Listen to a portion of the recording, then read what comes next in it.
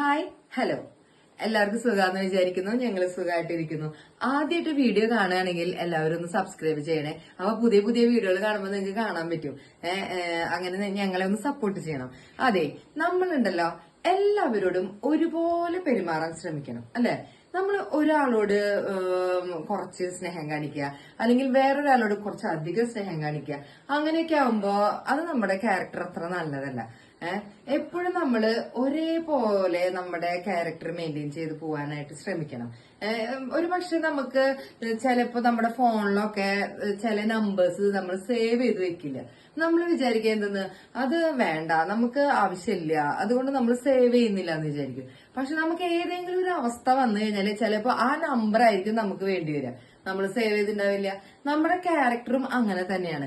നമ്മള് ഒരുപോലെ പോവുകയാണെങ്കിൽ എന്തുണ്ടാവും, നമുക്ക് എല്ലാത്തിനും ഒരുപോലെ നമ്മുടെ കൂടെ നിൽക്കാൻ വേണ്ടിട്ട് ഇഷ്ടംപോലെ ആൾക്കാരുണ്ടായിരിക്കും.